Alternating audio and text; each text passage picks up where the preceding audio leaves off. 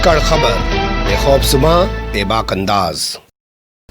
धाकड़ खबर के news room से मैं आपके साथ हूं अकरम रईस खान। दिल्ली की सीमाओं पर चल रहे किसान आंदोलन का आज 20वां दिन है। अभी तक 16 से ज्यादा किसानों की मौत होने की खबरें आ चुकी हैं, लेकिन कोई भी भोंपू मीडिया का दलाल, चाटुकार या दंगाई पत्रकार उनके घर पर जाकर उनके परिवारों की स्थिति नहीं दिखा रहा है, ना ही मरने के बाद उनकी वो तस्वीरें दिखा रहा है, क्योंकि सत्ता में बैठी हुई भारतीय जनता पार्टी को इस वक्त ये रास नहीं आ रहा है। वरना अगर उसको रास आता तो एक एक परिवार की तस्वीरों को दिखाता और आपको इमोशनली करके उन आंसुओं को वोटों में बदलने का काम करता। कल 19वां दिन था। कल किसानों ने अपने आंदोलन को धार देने के लिए एक दिन का अनशन किया। तो अनशन के दिन भोंपू मीडिया के दलाल, चाटुकार और दंगाई बन चुके पत्रकारों ने किस तरीके से किसानों के आंदोलन को प्रेजेंट किया, दिखाया अपनी टीवी चैनल्स पर, उसकी एक बानगी आपके सामने रखने जा रहा हूं। 2 हिस्सों में पूरी खबर आपके सामने रखूंगा। पहले हिस्से में बताऊंगा कि कैसे बड़े बड़े स्टार पत्रकार, जिनके बड़े बड़े चैनल हैं, जो बड़े बड़े दावे करते हैं, वो किस तरीके से किसान आंदोलन पे क्या क्या खुलासे कर रहे हैं, और दूसरे हिस्से में आपके सामने रखूंगा कि वो किन चीज़ों को बढ़ावा दे रहे हैं। तो सबसे पहले शुरुआत खुलासे के साथ करते हैं, जो मैंने अलग से एक पहलू बनाया है। तो उसमें देश के सबसे बड़े न्यूज़ नेटवर्क, जो कि मुकेश अंबानी का चैनल है, न्यूज़ 18 इंडिया, अमीश देवगन अब उसमें काम कर रहा है। ये अमीश देवगन किसकी भाषा बोलेगा? किसानों की भाषा बोलेगा, कारपोरेट की भाषा बोलेगा, या सत्ता की भाषा बोलेगा? ये आपको कुछ समझ आना चाहिए। और इसे नौकरी पे बने रहना। किसानों से तो नौकरी मिल नहीं रही इसको। किसान तो जब भी देख रहे हैं, ना भी देख रहे, तब भी चैनल चल रहा है और देश का सबसे बड़ा नेटवर्क बना हुआ है। उसमें ये कह रहा है कि मैं प्रमाण के साथ कह रहा हूं, बाकायदा प्रमाण के साथ बता रहा है, यानी कि सबूत के साथ कह रहा, मैं प्रमाण के साथ कह रहा हूं कि शाहीन बाग वालों ने किसान आंदोलन पर कब्जा कर लिया है। इसकी जबानी सुन लीजिए।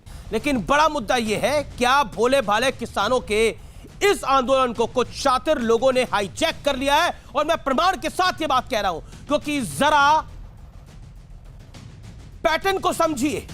इस आंदोलन के बीच में नारा लगता है, हाय हाय मोदी मर जा तू, हाय हाय मोदी मर जा तू, यह नारा लगता है। मैं दावा करता हूं कि हमारे देश के किसान अपने लिए आंदोलन तो कर सकते हैं, लेकिन अपने ही देश के प्रधानमंत्री के लिए मरने की कामना नहीं कर सकते। मेरे देश का किसान स्वाभिमानी है। और जरा याद कीजिए शाहीन बाग के मंच से छोटे छोटे बच्चों से क्या नारा लगवाया गया था, जो हिटलर का काम करेगा वो हिटलर की मौत मरेगा। तो सवाल है कि आखिर किसानों के आंदोलन में शाहीन बाग वाली इस सोच की मिलावट, घुसपैठ। शब्दों को सुनिएगा इसके। शाहीन बाग लोगों के दिमाग में क्या डाल रहा है? जब मेरठ गए उत्तर प्रदेश के सीएम आदित्यनाथ योगी, जानते उन्होंने क्या डायलॉग दिया?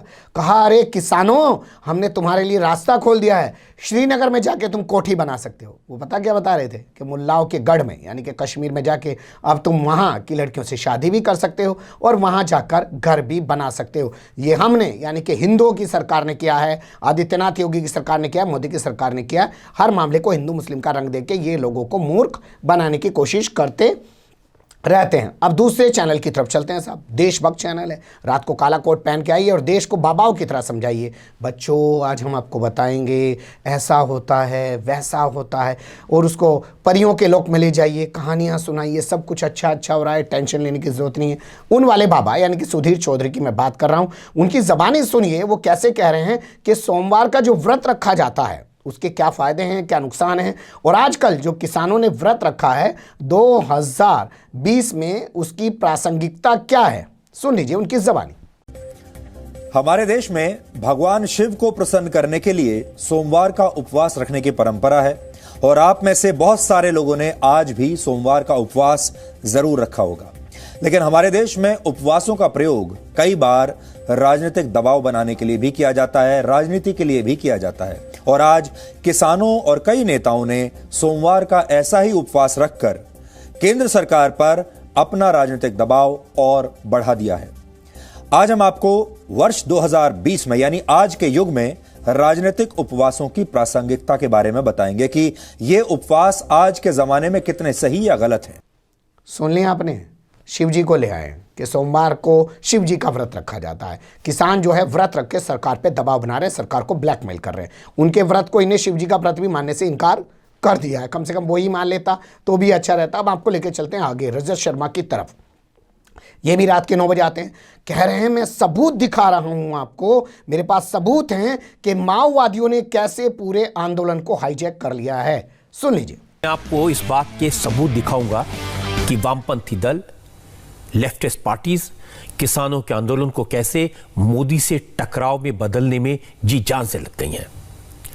मैं आपको दिखाऊंगा कैसे सीपीआई, सीपीएम, मार्क्सवादी, लेनिनवादी, नक्सलवादी ये सब मिलकर किसानों की आड़ में अपना एजेंडा आगे बढ़ाने में लगे हैं।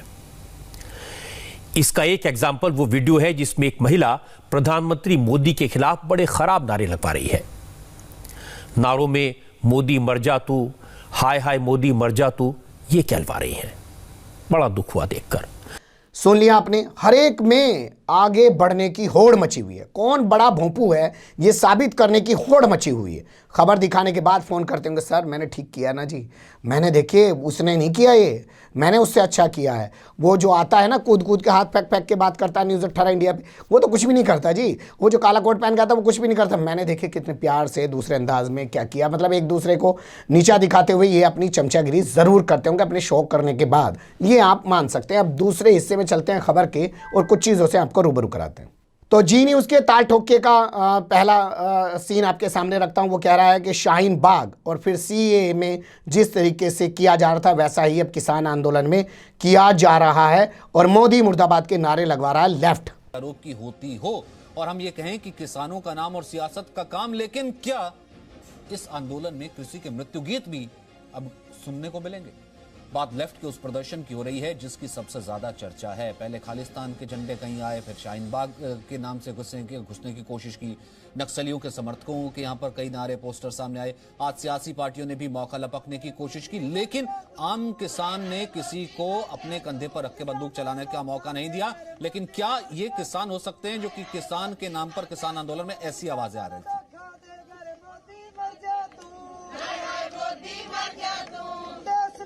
अब चलते हैं देश के नंबर 1 चैनल आज तक की ओर। हल्ला बोल में जो ये महिला एंकर हैं वो बता रही हैं किसानों की समस्या के समाधान में सियासी पैंच फंस गया है। सुन लीजिए इनकी जबानी। सवाल ये कि कहीं किसानों की समस्या के समाधान में सियासी पेच तो नहीं है ये रिपोर्ट। फिर हमारे साथ खुद जुड़ेंगे पूर्व मुख्यमंत्री महाराष्ट्र देवेंद्र फडणवीस और तमाम मेहमान जिनसे चर्चा करेंगे। अब इसी चैनल का दूसरा डिबेट शो दंगल, उसमें आपके सामने जो एंकर है वो बता रहा है कि नरेंद्र सिंह तोमर ने बता दिया है कि किसान जो हैं ये राजनीति से प्रेरित किसान हैं जो ये धरना प्रदर्शन कर रहे हैं। सुन लीजिए। तोमर के मुताबिक इन किसान नेताओं ने प्रदर्शनों को राजनीति से प्रभावित बताया। दूसरी तरफ हड़ताल पर बैठे किसान संगठनों की तरफ से पहले यह साफ किया जा चुका है कि आंदोलन अब और तेज करेंगे। इसीलिए दंगल में आज हमारा मुद्दा है कि उपवास पर हैं किसान, आखिर कब तक चलेगा ये घमासान। पहले आपको रिपोर्ट दिखाते हैं, फिर बताएंगे आपको कौन कौन से मेहमान आज दंगल का हिस्सा। सुन लिया आपने, ये तमाम चीज़ें आपके सामने रखी हैं। ये इनके एंट्रो जो होते हैं प्रोग्राम जब ये शुरू करते हैं उसमें एंट्रो बोलते हैं, उसमें से एक कटिंग निकाल के हम आपके सामने रखते हैं। एंट्रो से ही पता चल जाता है प्रोग्राम की दिशा क्या जाएगी। जैसे आप कहते हैं ना कि लिफाफा देख के ही मजमून पता चल जाता है, वही होता है भाई। आगे क्या गंद फैलाएगा वो साफ दिख रहा है। वैसे ये कोई पहली बार नहीं कर रहे हैं ऐसा, आप लोग जानते हैं इनकी आदत। बस पहले आप लोग देख के खुश थे, अरे ट्रिपल तलाक का कानून है, मुसलमानों पे थोप दिया ज़बरदस्ती। उसके बाद सीए का कानून बनाकर हिंदू मुस्लिम को बांट दिया। देश खामोश रहा, सुनता रहा और ऐसा लगा कि जैसे एक धर्म विशेष के लोग ही प्रोटेस्ट कर रहे हैं। अब तो किसान आ गए और किसान का तो कोई धर्म नहीं होता, लेकिन ये किसान का भी एक धर्म साबित करने में लगे हुए हैं, किसान का भी एक मजहब साबित करने लगे हुए हैं और किसान को भी माओवादी, खालिस्तानी, आतंकवादी न जाने क्या क्या साबित करने में लगे हुए हैं। सोचिएगा बैठ के, रूह कांप जाएगी आपकी कि जिस देश में 70-75% लोग आज भी किसान हो, वहाँ पे अगर 75% आबादी को इस तरीके से आतंकवादी, खालिस्तानी, माओवादी, नक्सली घोषित किया जा सकता है तो बाकी के लोग बचे क्या? वही तो लोग बचे जो सत्ता में राज कर रहे हैं। बने रहिएगा धाकड़ खबर के साथ। फिलहाल कमेंट्स के रूप में आप लोग अपनी राय दे सकते हैं, खबर को लाइक कर सकते हैं, चैनल को सब्सक्राइब कर सकते हैं और ज़्यादा से ज़्यादा हमारी खबरों को शेयर कर सकते हैं। फिर ऐसे ही किसी सुलगते हुए या उलझते मुद्दे लेकर मैं आपके सामने हूँगा हाजिर। फिलहाल अभी मुझे दें इजाज़त।